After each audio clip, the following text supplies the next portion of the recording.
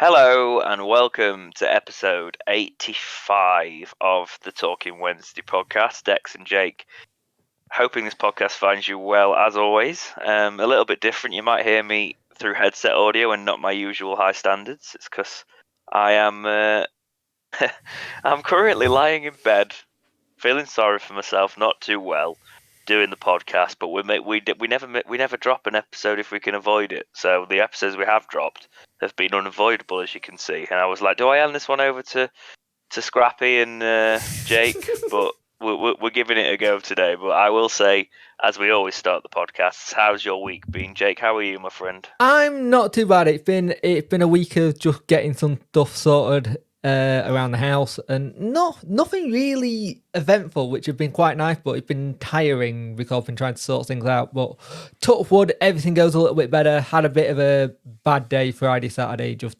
general chronic illness rubbish.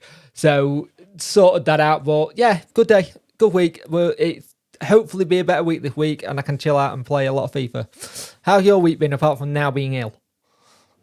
Well, it was all right. It's I could feel like everybody around me was seeming to get in the September lurgy. Do you know what I mean? And I was like, oh, I'm doing really well actually. Like I'm not too poorly. Like I usually, you get to sort of towards the end of summer coming into the autumn, you usually do get a bit ill. I get a cold or something like that. And then sort of Saturday morning, I was like, I don't feel amazing. And then yesterday morning, it was my throat started to tickle a bit, and then this morning it was like, oh, there's some knives in your throat. That's fantastic. So you're going to get about 50 minutes of talking out of me because I've not spoken all day. And then we're gonna sit, and then that's all you're gonna get. But I'm gonna let you do most of the talking, probably for obvious reasons. Makes sense. Makes sense. Your voice is dying at the sounds of it. Well, yeah, I know how to look after my voice, so it won't be the end of the world. But it's like I couldn't do my normal day today, so I am just lying in bed feeling sorry for me. It's very weird, Jake, lying in bed and talking to you. I don't know how comfortable I feel about it. At least I can't see you. I'm a little bit weirded out by that now as well. It would make me feel a little bit more uncomfortable, I believe, if I could see you. But we're not doing video for the first time on this, so yes, that's one side of it. But yeah, yeah. Other than that, I hope you're all right. You all right now? yeah, getting there, slowly but surely. But shall we start with the housekeeping? Normal socials, Discord, and membership. There are options there for it. And please leave reviews. We are probably going to try and do something to help you guys out with showing you how to leave a review, because it's a bit of a minefield trying to figure it out if you don't know what you're looking for. So there might be a short some point soon. I think that's what we got in the plans, Dex.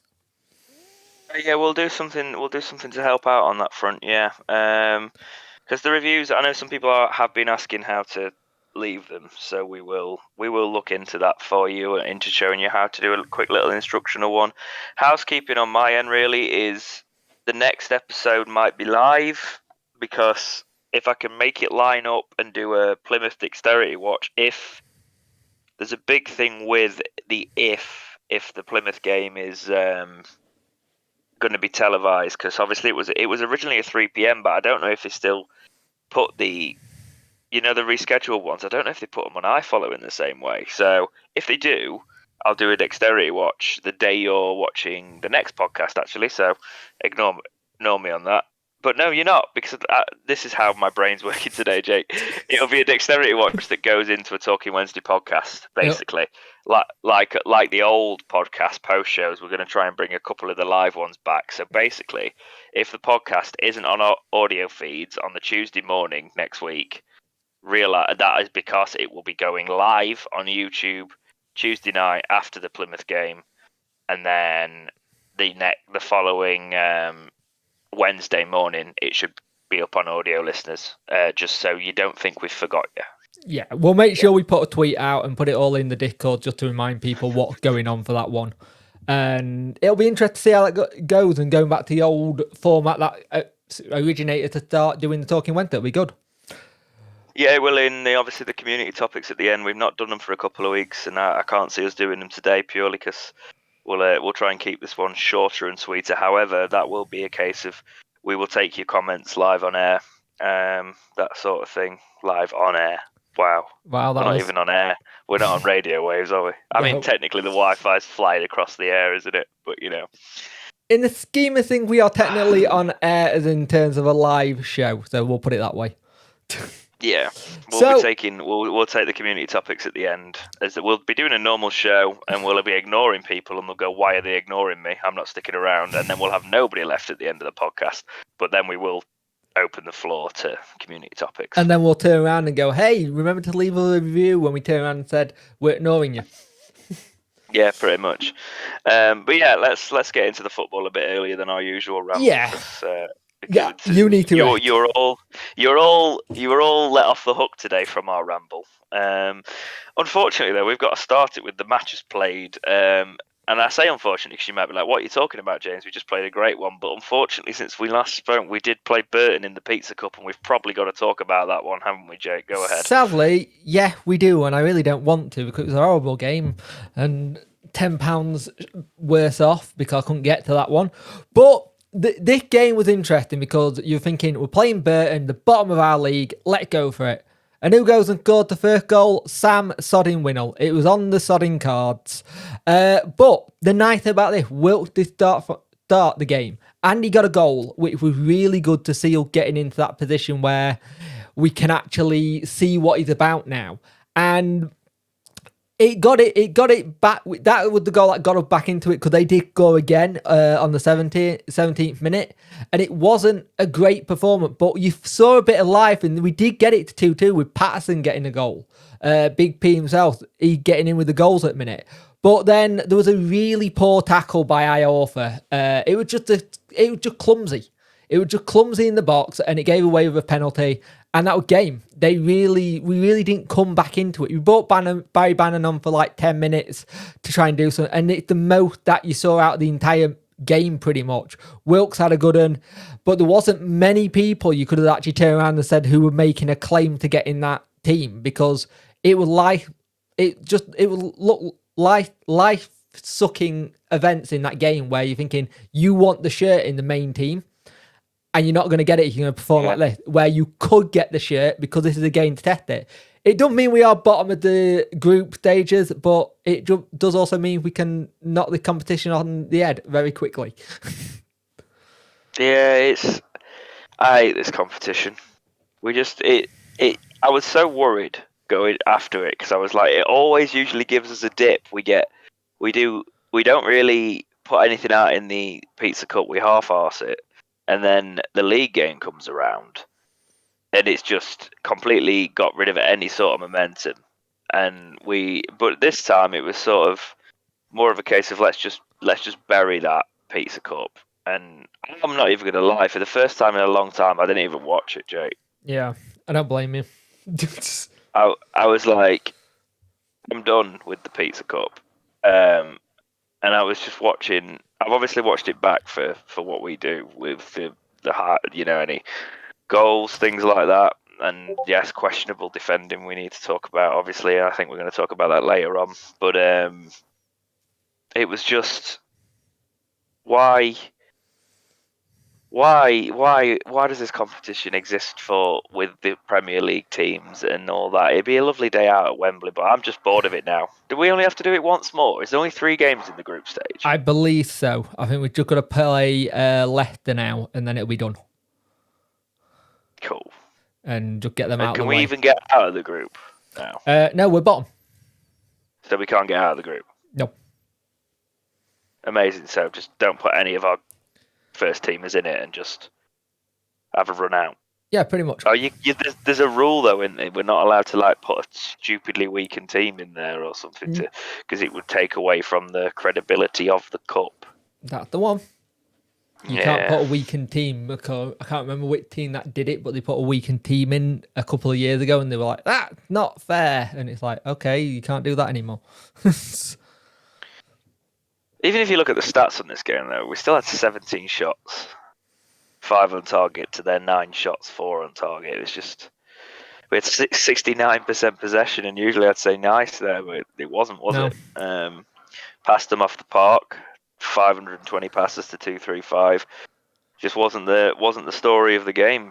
and bottom of the Pizza Cup. Well, it was interesting what Darren League. Moore said though. At the end, it's like none of them made a case to be in the first team. I don't understand it, but he also kind of in that tongue-in-cheek kind of way going, "It is what it is. Our main focus is the league." But at the same time, you can tell he was disappointed because you don't want to lose games because it's momentum building.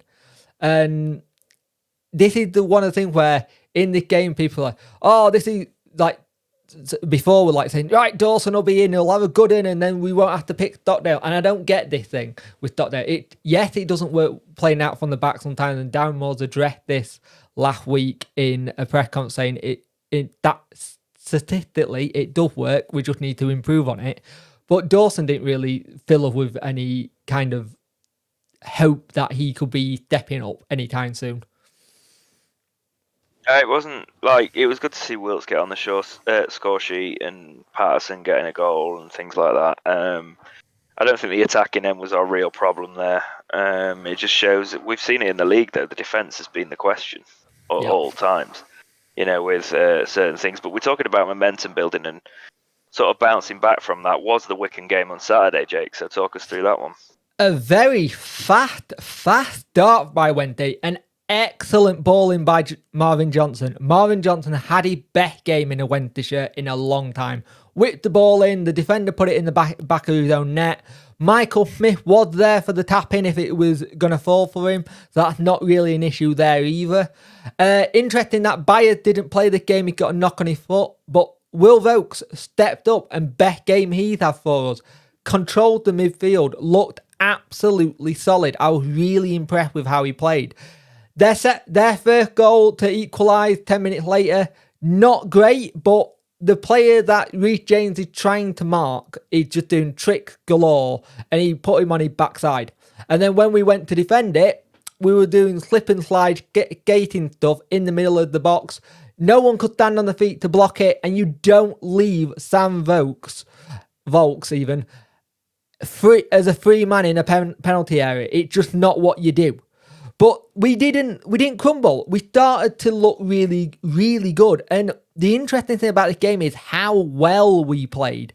Flicks, tricks, one-touch passing. As soon as someone was making one pass, the other person was already on his bike getting down. And that was the story for our goal, our second goal. Great ball into Gregory. Gregory brings it down. Smith is gone and plays it to him and puts a really good ball into Barry Bannon to just sidestep it in the net. Barry Bannon being Barry Bannon, wind the Wycombe fans up. And also, if anyone's seen the picture going around, why are you wearing a half and half scarf to a football game when it's Sunderland versus Wycombe? That looks really bad. And we just really controlled the game and looked really good. The stats say a lot as well. 10 shots, 7 on target. We are up in that. And then to put the icing on the cake, Callum Patterson comes on for his 100th appearance. Ball is squared by Wilkes. It's a really good ball, and he makes it 3-1 right at the death on the last kick of the game. They had some chances, but we managed to defend it really well and controlled it. Yes, I've heard people say that, it's the defence, this is the issue, but you look where we are. We are 4th in the league. Last season, at this moment in time, we were 12th. We've got our best point total since the 90s, second best to it. It was a good game, and it rounded off a really good display by the lads. And Windass is someone who's just having fun. You can tell. You can tell that team is having fun when they're on song like this. And people say that Wycombe, they were in lots of injuries and stuff like that. But we know what Wycombe do. And we managed to play them at their own game a little bit because Stockdale were winding them up by just taking his time on goal kick to the point where Sam Vogt put the ball down and went, just take the kick. And then you could see him kind of go, you didn't have a problem with this when I was doing it on your team. It was just really interesting watching us be completely different to that game. Yeah, I think, and you were right, by the way, it is Sam Vokes. You were correct in the first instance. You didn't need to correct yourself. Oh, well. I love the time wasting just against Wycombe because people underestimating this result. We forget how much they frustrated us last season, right? And that link-up play to Banner's goal was... I've not seen many Wednesday goals with that sort of link-up play in a while, and it just reminded me of that. Do you remember that Hooper build-up goal Yes. years ago? That's the first thing that's made me think, with the passing, just just perfection sort of thing. That was that sort of goal. I mean, I don't think anything will match that Hooper goal. That was like watching Barcelona in their prime. It was ridiculous. I was like, "Is this Sheffield Wednesday? What's going on?" But it was fantastic link-up play, and I was saying, like, it's going to be exciting to see as this team gel. Like, we forget that we already had a solid foundation there, but the new players that come in, if they are going to cement places in the first team, they're still going to have to gel with the way our players are playing. And after I've been saying it all season, and it's the old cliche, isn't it? 2 points a game is promotion form, and we've got 2 points a game from our first 10. Playing some good football as well. We've got 20 exactly. We've got 20 points out of 10 games. 2 points a game is what you want to be doing if you're going to be up there or there and thereabouts, as Steve Bruce used to love to say. That was his favourite line. And the result for Plymouth yesterday as well has kept it very tight and very level at the top, because Plymouth beat Ipswich. And that's put Plymouth at the top with 22 points, Ipswich second with 21 points. Portsmouth have got 21 points. They could go top of the league. They've got a game in hand, though. But the Wave in fourth with 20 points. So not even 3 points separates top four. Yeah. You know? And it's insane when you have all the people still wanting to do the Darren Moore out things. Like, you can't... I had it recently that I was talking to someone and I was like, look at the stats, and they're like, numbers don't mean anything. It's like, yes, it does. I don't get it. If it was somebody that the fans had affinity with, like Megson, it would be very different. Yeah, definitely. I'm bored of it now. Right, okay, everybody can have their opinion, sure, but when your opinion just constantly is one note and it doesn't see progress and it doesn't see, you're always waiting for a fall, it gets boring. Yep. And it's like after the Pizza Cup, people were mocking his speech impediment quite a lot again, and I'm like, what are you doing? Yeah. Like, our fan base, I don't know. I remember growing up and being like, got some of the nicest fans about, and then you come into I don't know what it's been like. It's just the toxicity. It's weird. It's got more toxic as we've got better. Yeah, I don't understand. I don't understand. That's a good point.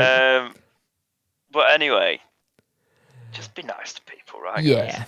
And not too hard. We'll go through the results. Real difficult with that in a minute. Yeah, we'll go through the results of the weekend. There weren't many actually, because there were a lot of postponements. A lot of clubs had international players called. So Forest Green got battered 4-0 by Exeter City at home. Bristol Rovers lost 1-0 to Accrington Stanley. Cambridge United beat Morecambe 2-1. We beat Wycombe 3-1. Portsmouth Bolton postponed, Lincoln City MK Don postponed, Oxford United Fleetwood postponed, and Derby County Cheltenham, Paul Warne's Derby County, might I add. He's left Rotherham to go to Derby, which is in itself interesting, and I'll get your thoughts on that in a minute, Derek, once I finish the rest of the results. Barnsley 3, Charlton 1, Port Vale 3, Peterborough 3, Port Vale 0, and even in that game, Clark Harris got 2, but he should have got a red for elbowing at a player. Shrewsbury Town 2, Burton 1, and Plymouth Argyle 2, Ipswich 1. But yeah, Derby going for Paul Warne. What do you think? It's a masterstroke, isn't it? I think he's a great manager. He's worked with nothing at Rotherham, right? And he's constantly had his best players robbed off him. He's done, to constantly get them back up and look to a point of strength. I don't think he would ever be able to. I don't know if, potentially, there was a potential there for obviously Rotherham becoming a stabilised Championship club under him, but without significant investment, the Championship, you can run away with it a little bit. And Rotherham have got their model, Yeah. Bear in mind, they are currently 8th in the Championship, by the way. But so he was doing a decent job this season, wasn't he? But it just shows what he can see in the back room if he's going to Derby. Yeah. When he's got Rotherham currently 8th in the Championship. He knows it's not. He most likely knows it's not sustainable for them. and Yeah. he's looking for somewhere where he will be backed. It's a fresh project. They could be scary now. They're ones that now they've got that kind of manager in place who also knows how to get out of this league. He knows how Did to you ever build. get the vibe that Paul Warne wanted the Wednesday job? Because I got that Yes. vibe. I just think Yeah. There was all he was. the way he spoke about us. Yeah, there was always that kind of. There's an affection there that you hear in these interviews anytime he got mentioned with the Wednesday job. And I think Derby are going to have it where they will be set up very solid at the back. You might get a couple of 1-0, 2-0 wins, and then they shut up shop. But that's what Paul Warne is very good at doing. Now, the interesting thing at Rotherham now is that they are looking at a new manager, but they could be potentially handing the reins to Richard Wood, who currently play a coach. And that's basically what they did when they got Paul Warne. Yeah, he's currently taking training, isn't he? So if that actually happens, it'd be interesting. I just think in terms of, obviously we've got to talk. We'll talk about our current league rivals in Derby. I just think because he's taken his team as well, hasn't he? He's taken the head coach, first team goalkeeper. So doing that, he's got a win percentage of 38.2%. I'm looking at his stats now, and that's from 293 games as a manager. Won 112, drawn 65, lost 116. So to say the the relegation's on the cards there, like as a League One manager, you can't really go better than Paul Warne. And I have seen people saying we should have replaced Darren Moore with him. But look at us in the league. Why would we do that? Look at the start we've had. Yeah, it's crazy. And the thing is, they will be set up in a certain way now. But you also got to remember, a lot of people forget this. Rotherham was Paul Warne's first ever manager job, and he was there for 6 years. Gareth Ainsley had been at Wycombe for 10 years. That's unheard of in this day and age, and that needs to be a bit of commendable, because I reckon he's probably got some good offers for the jobs, and for him to stay that long is incredible. Yeah. Do you know what nobody seems to be mentioning? But I've just realised as well, probably why nobody else has mentioned it. We've scored the most goals in League One this season, as of Saturday. Yeah. Yeah. Because we scored 20. And the only other teams that come close are on 19 with Ipswich and Portsmouth. Well, if you look at Plymouth are the team that needs to start scoring more goals. Their goal for is very low. And I think that's it's their overall goal difference. It's because they've scored 18 to be fair, but they've conceded 12. Whereas Ipswich have been tighter at them. Like, our goal difference is only 10. Like, Ipswich and Portsmouth are both 11 because they've scored 19 and only conceded 8, so they've conceded less. But then you look at Barnsley, who are in 5th. They've scored, but they can't defend. They've got a goal difference of 6. They've scored 16 but conceded 10. Like us, we can't defend. There is a defensive issue. Do you know what I mean? Yeah. It's that. Well, it's not we can't defend. We can defend, but there's just it's too much of a leaky defense to be able to say, oh yeah, we're good in defense, because we're not. You're just missing that person at the back at the minute, and he's currently out injured. Yeah. Shall we go into the news? Exactly. Yeah, let's talk about what Marvin Jansen has been saying after the Wycombe win. This is taken from Yorkshire Live, but he spoke to the club. This might be an extended interview, so we will give Yorkshire Live the cred there. The quote is from the article, says, quote, "The gaffer talks about getting off to a fast start in games. It always helps you out if you get an early goal," said Johnson. "It sets the tempo of the game and breathes confidence throughout the side. That's our deal when you go a goal down. Being on the opposite of it is not nice. Your backs are against the wall straight away. But it was a good day today. The last 4 or 5 games we've been on the front foot from the off.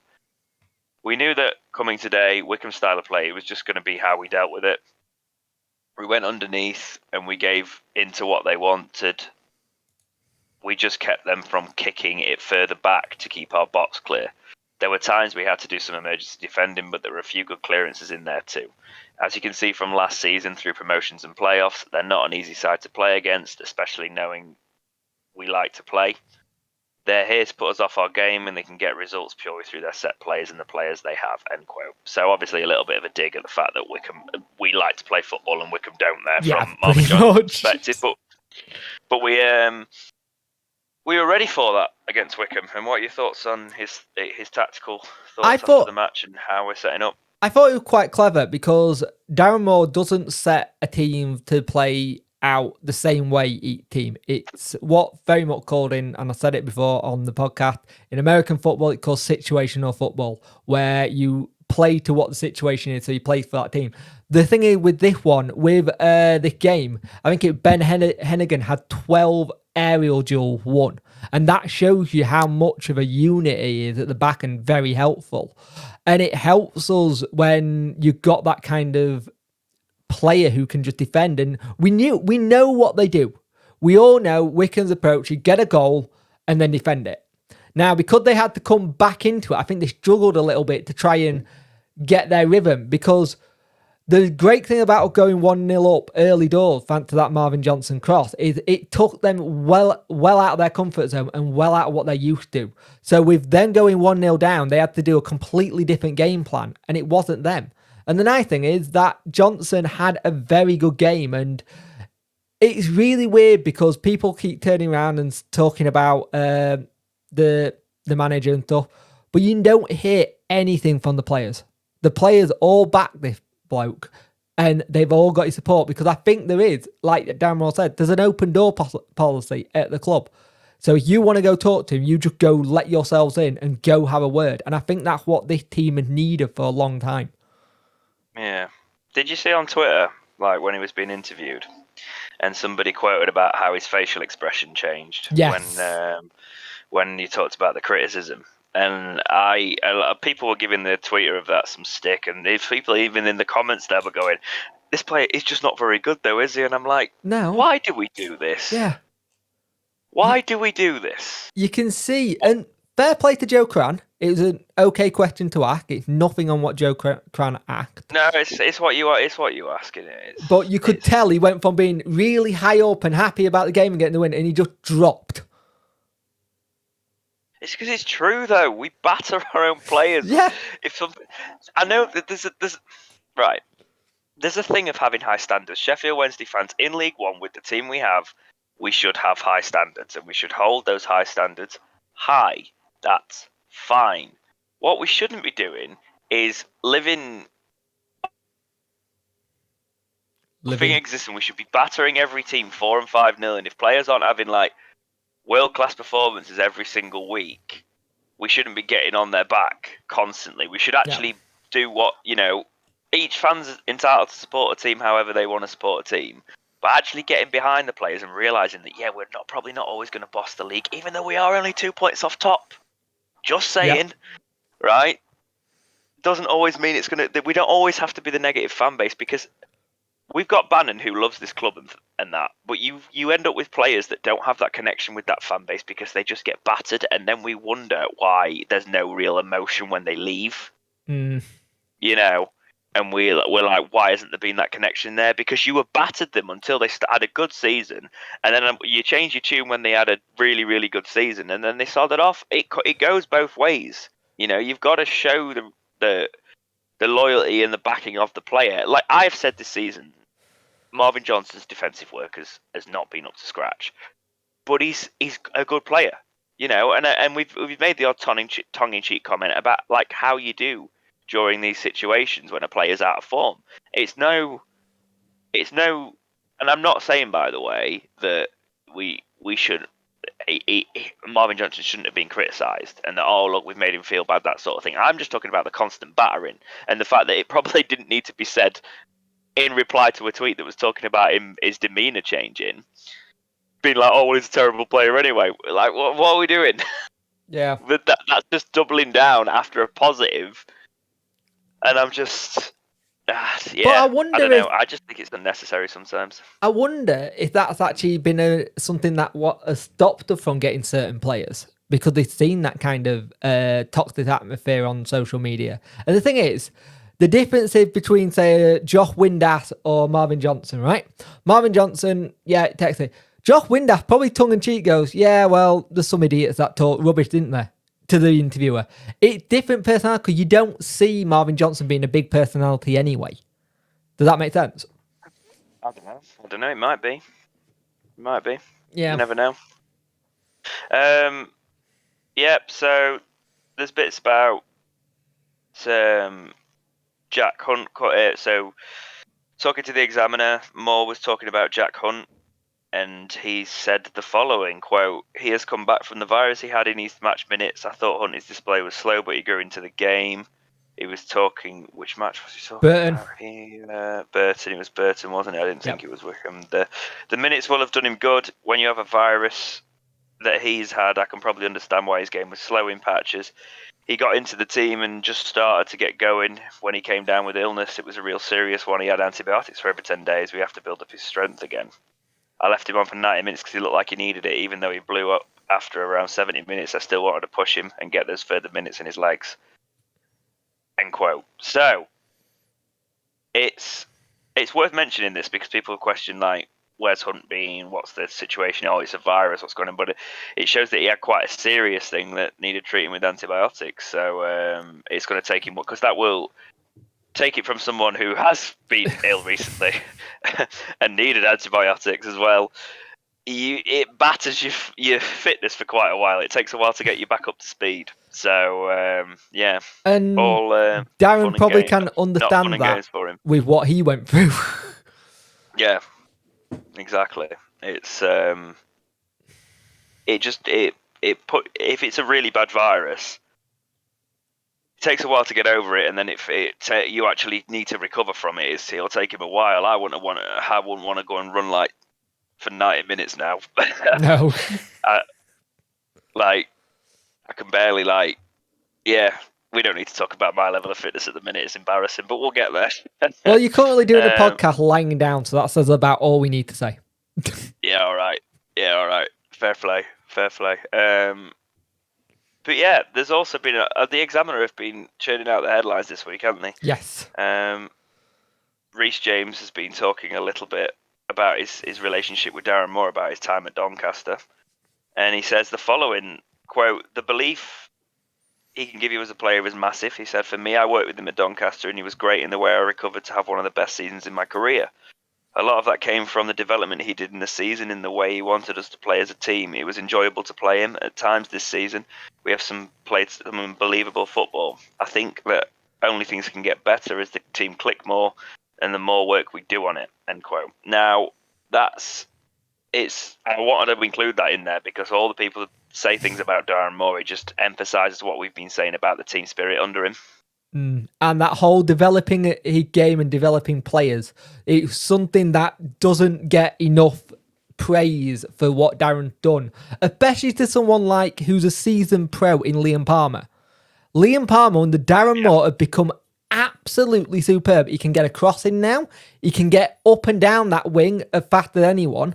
He's really improved of just a one player who, and it doesn't have to be a young player he improved. That's someone who got so many appearances under his belt before Darren came in, knows the club inside out and just managed to improve. And I know people keep having a go at him going, well, why can't he improve defenders and stuff like this? Because he was a defender. It may be that thing like we said when work goes up. Maybe we do need to go get a defensive coach in, but you don't know. He's doing what he can with what he got. You have noticed the time where we're looking at being strong at the back, we don't score enough goals. But when we're strong at top, we're leaking goals. So I think there does need to be a coach in there somewhere. Yeah, I get what you're saying, and I just think we just need to chill out a little bit on the Darren Moore talk. It shouldn't even be a question at the minute. As long as he's still up there with the players, we just need to realise that the team are behind him, you know, and we should too, really. Going to have to talk about a slightly more negative topic because we kind of glazed over it a little bit in the match review earlier, but we're going to talk about Dominic Iorfa now. The Star have quoted him as saying the following: Darren Moore's been talking about Dominic Iorfa, and it says, quote, "The following: for Dom, it's about sticking to the basics, and that's get it and give it with the ball. and then just be an out-and-out defender. One thing he's been trying to do is make decisions to try and defend, but obviously they've not come off for him, and they've been costly errors. He went in to make a challenge, but the lad shielded it, and he's brought him down for a penalty. It's an error, but the only way you learn from it is by dusting yourself down and going again. End quote here. Sidebar. Obviously, this is talking about Burton, where he had a interesting game. Back into the quote. We'll continue to work with Dom because we know all the attributes he has mean that he's a fantastic defender. But sometimes you go through these patches where you have to continue to work to make sure you come through it, and he'll do that. He'll be fine. He's got the full backing of myself or of the whole team. He'll be called upon again this season, so he's got to continue. These things happen, and if you stay consistent with your work, you'll work through it.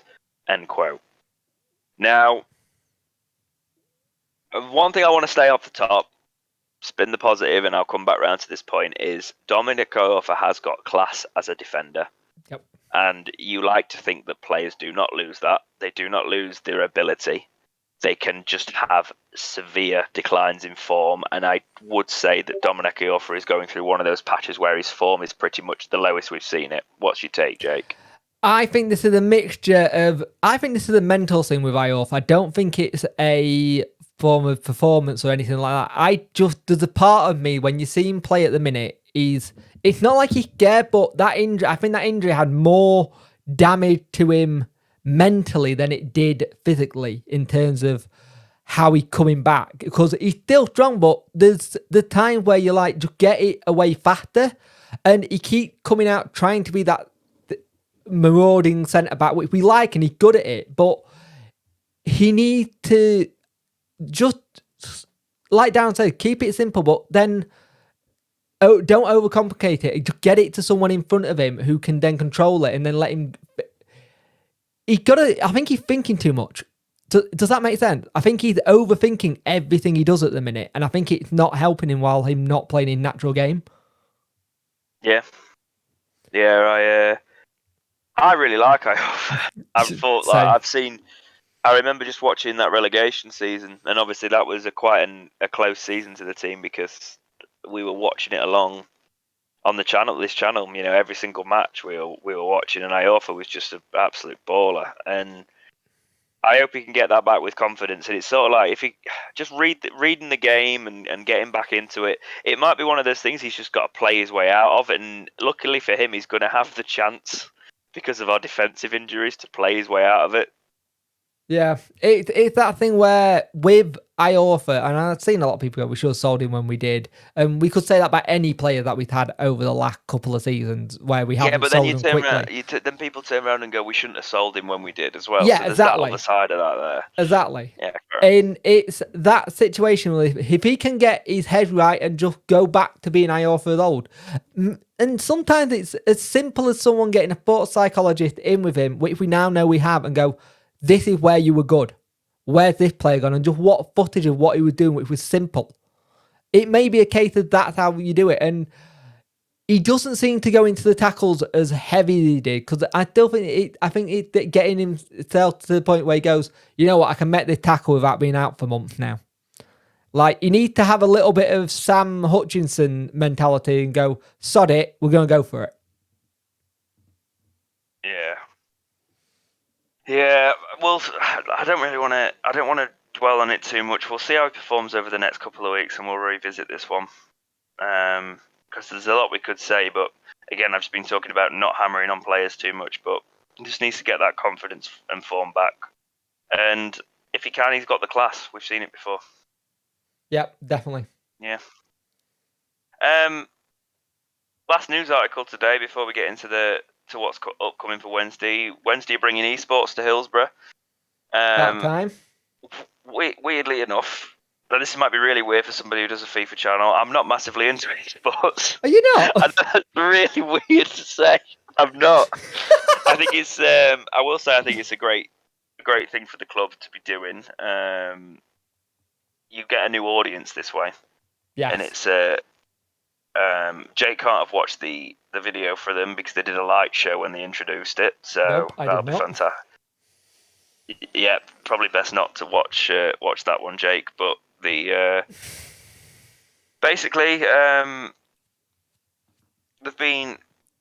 Let's just talk a little bit about Wait, what it would be. before we start, did we just literally just get an entire floodlight system just to announce an esports team?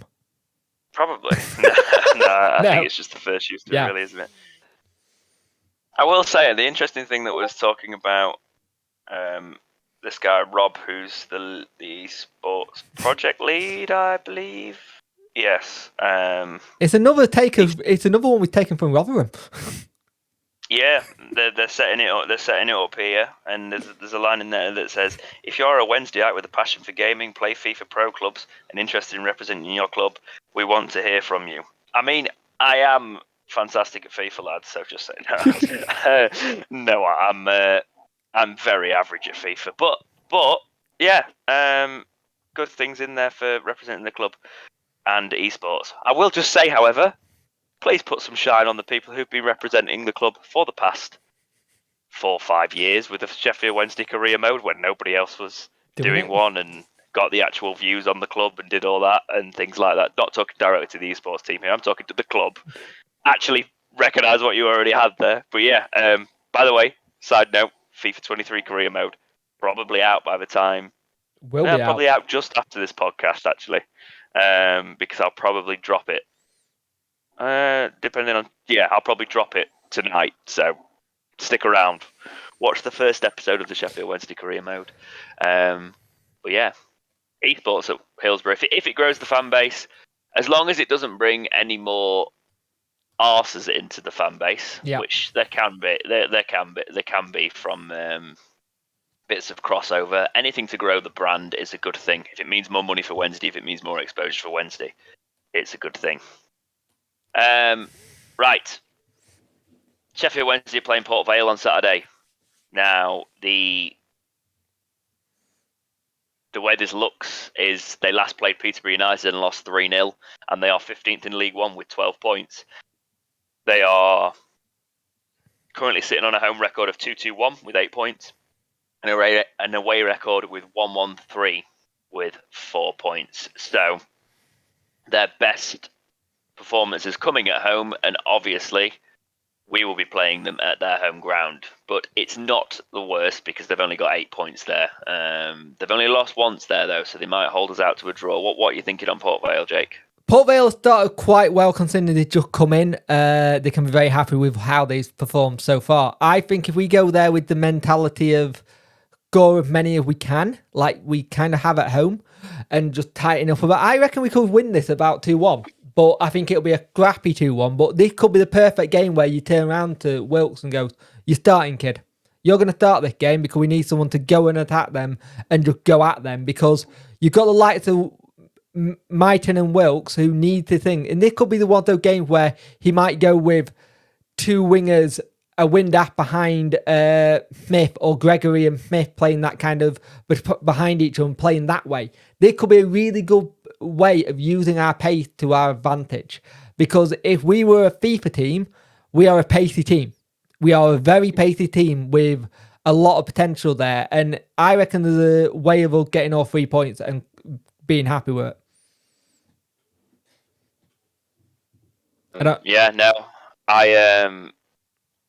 So I just think we need to go for it and keep the momentum going with Port Vale.